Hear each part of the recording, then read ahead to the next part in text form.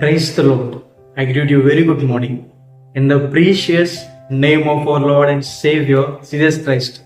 మన ప్రభువును రక్షకుడైన యేసుక్రీస్తు నామంలో మీ అందరికీ శుభాలు తెలియజేస్తున్నాను.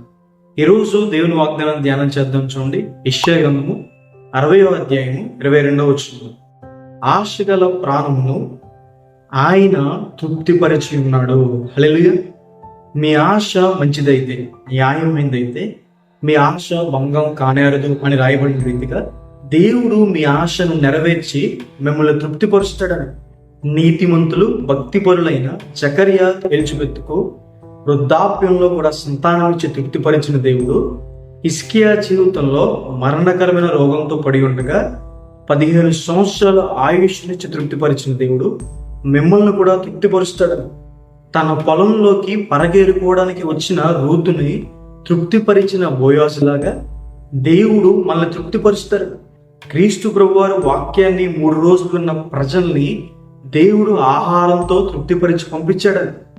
కొండ తేనెతో దేవుడు మనల్ని తృప్తిపరుస్తాడని రాయబడింది. అంటే ఆశ్చర్య కార్యాలు చేసి, అద్భుత కార్యాలు చేసి దేవుడు మనల్ని తృప్తిపరుస్తాడని.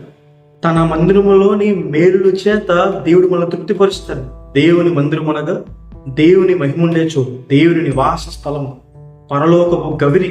అక్కడ మన ప్రార్థనలు అంగీకరించబడడం ద్వారా, దేవుని సహాయం మనం పొందుకోవడం ద్వారా, దేవుని సమాధానం మనం పొందుకోవడం ద్వారా, దేవుని క్షేమాన్ని మనం పొందుకోవడం ద్వారా దేవుని మందిరంలో మనం తృప్తిపరచబడతాము అని. అలాగే దేవుడు తన కటాక్షము చేత మనల్ని తృప్తిపరుస్తాడు. దేవుని కృప, దేవుని దయ, దేవుని జాలి మనందరికీ అవసరం. దావీదు గారిని హెచ్చించిన దేవుని కృప, ఎస్తేరు గారిని రాణిని చేసిన దేవుని కృప, మనం ఏమై ఉన్నాం అదంతా కూడా దేవుని కృప. దేవుడు ఆ కృపను మనకి సమృద్ధిగా ఇచ్చి మనల్ని తృప్తిపరుస్తాడు అని. హల్లెలూయా. కాబట్టి ఈ వాగ్దానం విశ్వసించండి. దేవుడు ఆరోగ్య విషయంలో కావచ్చు, మీ జాబ్స్ విషయంలో కావచ్చు, మీ కుటుంబ విషయంలో కావచ్చు, దేవుడు మిమ్మల్ని ప్రతి విషయంలో తృప్తిపరుస్తాడు. ప్రార్థన చేసుకుందాం. సర్వశక్తి మంత్ర జీవంగల దేవేశ ప్రభువా, మీకు వేలాది వందనాలేసే. ఈ రోజు ఈ వాగ్దానం ద్వారా మాతో మాట్లాడినందుకు దేవా, ప్రభువా మీకు వందనాలు. ప్రియులు ఎంతమంది అయితే ఈ వాగ్దానం వీక్షిస్తున్నారో వారి జీవితంలో మీరు చేయండి. మీ సహాయాన్ని సహకారం అందించండి. వారిని తృప్తిపరచండి. ప్రతి అవసరం తీర్చండి. క్రీస్తు యేసు మహిమేశ్వరం చొప్పున ప్రతి అవసరం తీర్చబడుతున్న వాగ్దానం చేసే రీతిగా ప్రభువా, ఏ కుదువా లేకుండా వారిని పోషించండి. మేలుతో తృప్తిపరచండి. సహాయం చేయండి. యేసు నామమున వేడుకుంటున్నాను తండ్రి. ఆమేన్. God bless you. God bless India.